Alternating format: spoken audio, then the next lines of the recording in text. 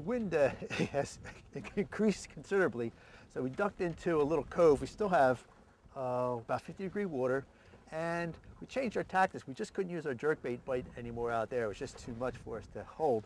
So we came into this cove, and we're up on a piece of structure here that has a lot of wood and stuff like that. Warren, tell us why this would hold fish. Well, when bass come in to spawn, they're going to come up to an area that has like a gravel, sandy bottom to it, but they also want to be around structure. So they're going to set their beds up around these kind of dock areas here, also around some of the fallen timber. And, you know, this is where we have to switch our tactics up a little bit. It gets a little windy. They like to get out of the wind sometimes as well. So we're going to come in. You're throwing like a Senko type bait. I've got just a standard 1/4 ounce jig head with a creature bait on it. And this is just something we're going to try and see if we can't get one of those bigger females up around this type of structure. And a lot of times during these spring days, the females might be out here in, what do we have, about 5 feet of water. And as the water warms and the sunlight comes in, they'll actually just move up under those docks because the docks and the wood get warmer. Yeah. So they'll just sit up into there and just relax and just move up and down. And then when they feel uncomfortable, then they'll move back down to the deeper water.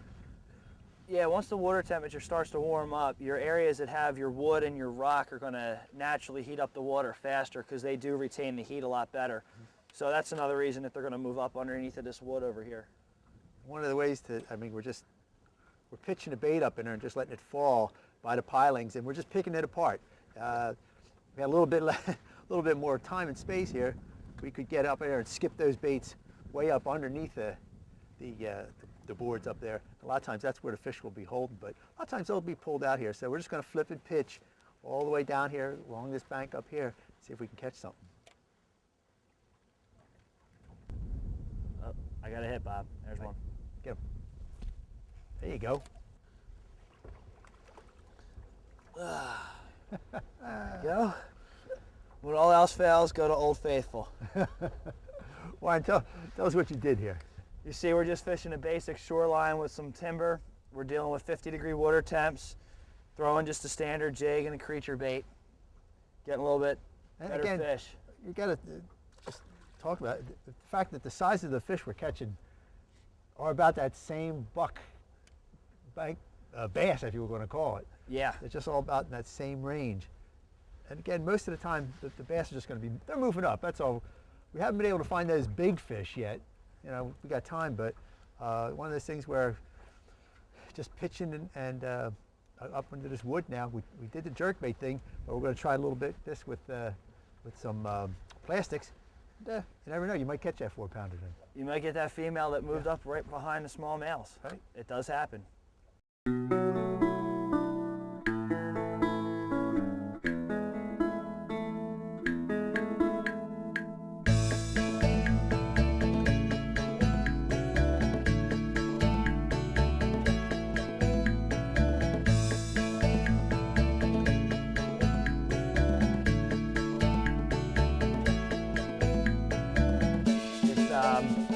Springtime, we're in late March. We've got water temperatures in the high 40s to low 50s, so the fish aren't quite that active yet. So what we're throwing is just a small size to medium size suspending jerkbait. And what that helps to do is it helps trigger that fish that may not be quite active enough to hit a faster moving bait like a rattle trap or a spinnerbait. Mm-hmm. So you kind of work it, you twitch it, and then you pause it.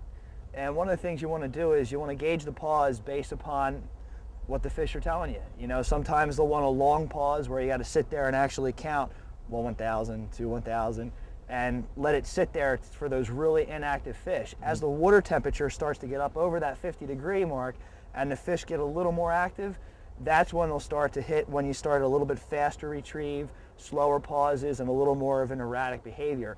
And that's also when the rattle trap, like you were throwing a little earlier, and the spinnerbait come into play. Now, these fish are pre-spawn fish. They're getting ready. Where would they be sitting? Are they going to be? I mean, we've got some wood in front of us. We got some stumps behind us. We've got some rock over there. Are they going to be up close? Are they going to be setting back? Or how do we Well, we got to try each area of the water column. You know, sometimes you want to start up along the bank in the wood, throw in a jig or a soft plastic like a brush hog like you've got tied on over there. Then you want to work your way out into the deeper water. Usually you'll find that the smaller males will move up before the females, a little bit ahead of them. Like we caught a couple of the smaller roaming males earlier on the jerkbait.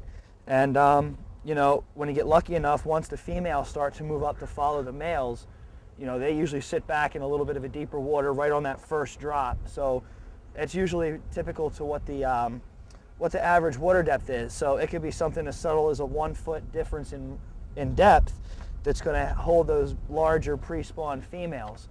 And once you get those males starting to go up shallow and search out areas to bed, you have those females not too far behind. So what we're doing is we're starting to fish this timber area here. You've got some timber. Over here to the left, you've got some rock, and you know, we're going to see if we can pick anything up off of that structure. And then as we drift further back out, we hit that first area of the drop where it drops into deeper water, and we'll see where we can find them. All right, let's go. And now for a closer look at today's tackle, Delaware Valley Outdoors presents the Tackle Box. For more information about the tackle used on today's show, go to DelawareValleyOutdoors.com. Warren, we're here at the tackle box, and it's a tough time in the springtime. The bite could be good, or the bite could be Not so good. not so good. We caught fish. We proved that we can catch fish today. We didn't catch the size of fish we wanted to catch today, but again, Mother Nature wasn't too nice to us. We got blown out of the spots that we really wanted to fish. Talk just a little bit about how important those spots are to be able to stay on. Well, it's really important to fish it, especially this time of year since we are in late March. You know, we still have water temperatures that are hovering 50 degrees, just below, just above. The bass haven't completely moved to the shallow waters yet. They're still what we call pre-spawn and staging areas. So the main areas that we were attempting to fish with our jerkbait pattern today was the first area, the first drop off into the first area of deeper water in front of the shallow flats. And because we got hammered with 35-mile-an-hour winds out there, it made it a little tough to hold those positions. So we had to come up with an alternate game plan, which we did, and we were pretty successful with. We had to just get out of the wind, and then we found same scenarios except out of the wind a little bit, but not as what we really wanted to. All right, let's talk about this. It was a jerkbait bite that we really attempted to do. Yes. Now, this is one of your favorites. Tell me about this bait here. That's a Rapala X-Rap.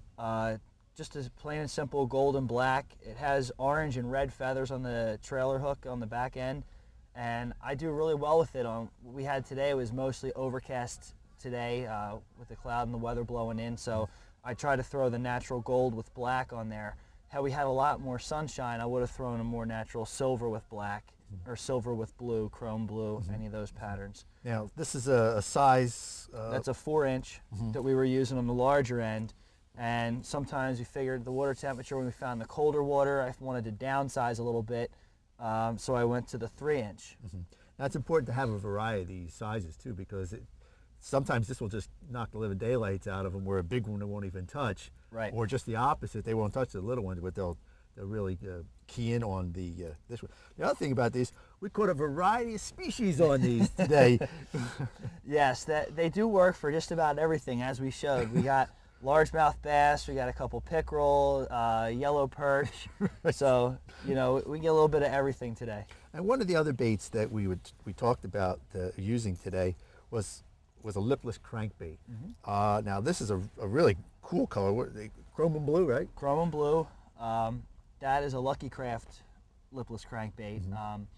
That one particularly I've done well with, especially in this water. I would have used that if we have come into some water temperatures closer to the mid-50s. I would have used that because at that point the fish would have been searching for food. They would have been in a little bit more of an aggressive mood, and I think we could have got a better bite on the lipless crankbait had the temperatures and the water been where we needed them to be. And you can cover a lot more water with this one. Oh, absolutely. Just casting, fan casting as you're moving the boat around, and cover a lot more water, catch those aggressive fish. Now, when you're casting this, are you just casting and retrieving, or are you ripping it through the weeds, or are you letting it sink, or how do you work this?